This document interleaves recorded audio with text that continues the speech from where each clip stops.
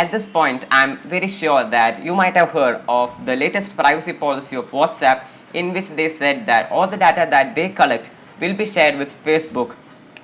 But fun fact, they have been sharing all the data that they collect with Facebook since 2016, for almost 5 years now. But the difference is that earlier you could opt out from sharing data, a feature that has been removed with the latest policy update. But anyway, I'm not here to talk about that. You might have been tired of hearing that anyway.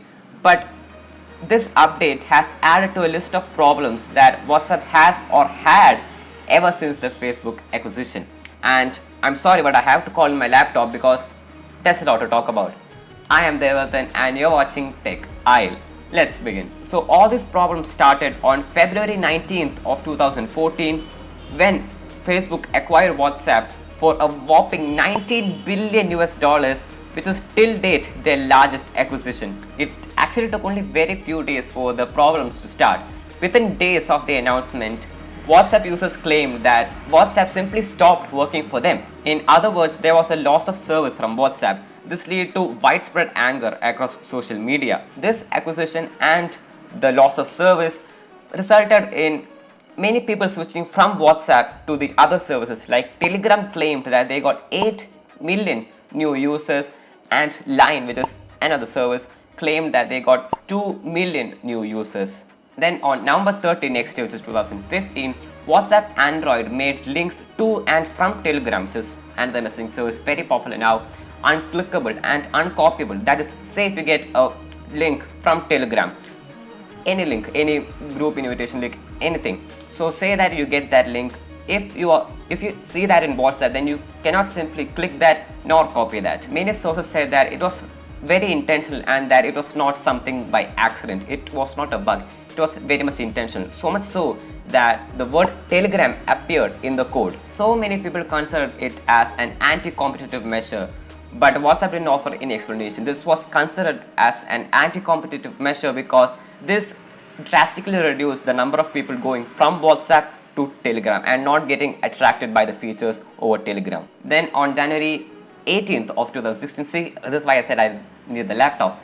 On January 18th of 2016, WhatsApp's co-founder Jan Koum said that they will be removing the $1 annual subscription fee. What he meant was that up till that moment, WhatsApp had a subscription plan. That is, to access WhatsApp, you need $1 per year. WhatsApp's co-founder Jan Koum said that they will be removing that barrier so that people without credit cards can use WhatsApp. On surface, this looks like a very good plan, right? But I think this is where things escalated. See, till then WhatsApp could have said that they earn their income by that $1 that you pay every year, which is not much. But say if you have a billion users, which they have right now actually, then you can earn $1 billion every year.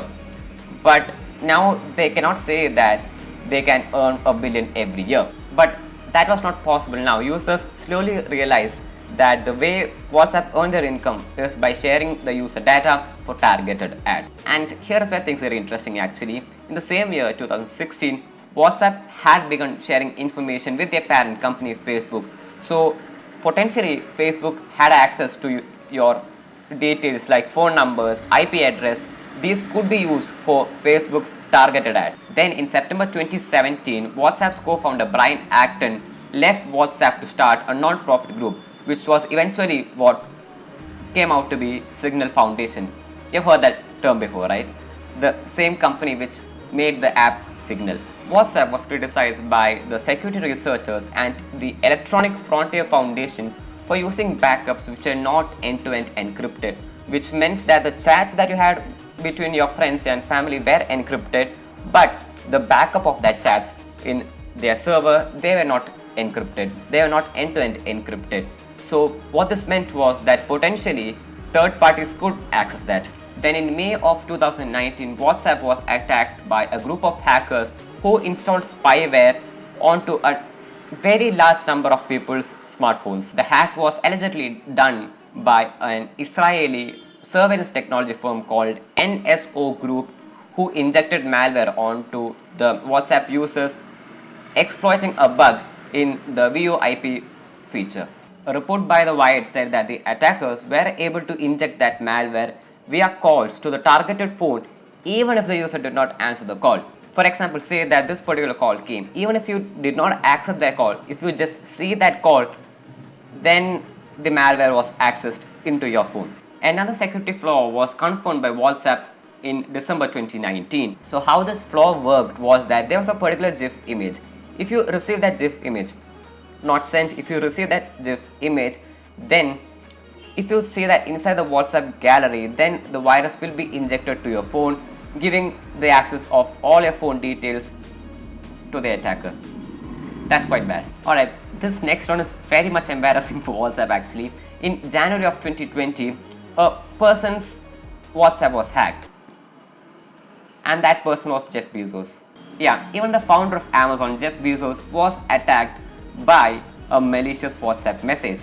It has not ended. On 16th December of 2020, a claim was said that WhatsApp gave access to Google to read all the messages that has been just sent through WhatsApp. Now, this is not a complaint, this was just a claim that a person gave to the antitrust hearing committee which was pending against Google. But still, to have a claim like that is a red mark. And then is the most infamous thing that WhatsApp has in their history, the new privacy policy. This month, January of 2021, WhatsApp gave an update to all the users that a new privacy policy has been announced which users will be forced to accept by February 8, 2021 or simply stop using the app. This new policy will allow WhatsApp to share data with the parent company Facebook, but as you know, WhatsApp had been sharing before that. Now, could these all be just coincidental accidents that arose out of carelessness?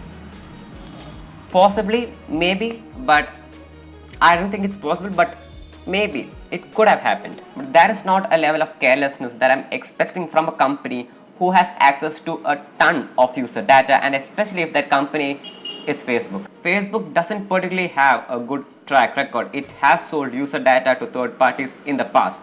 So it is not the safest company to give your data. So is there any way that people other than from WhatsApp can stop this?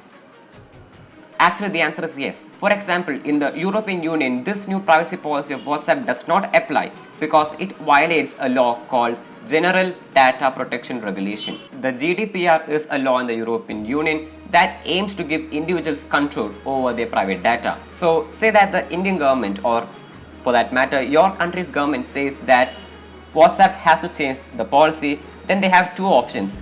Either to change the policy and make it a better one, or leave the country, which I don't think WhatsApp will do because India is the largest market for WhatsApp. So they won't be willing to stop the operations in India. So they will have to change their policy for India. And this GDPR is not an isolated situation. There have been many examples in the past where the governments have asked the companies to change their policies. For example, China recently enacted laws requiring that cloud services offered to their citizens be operated by Chinese companies and that the data be stored in the country itself. So Apple was forced to store iCloud data in the China itself.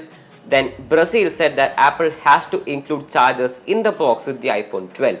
Then France said that Apple has to include earpods in the box in the iPhone 12. So if the government says that WhatsApp has to change its policy, they will have to.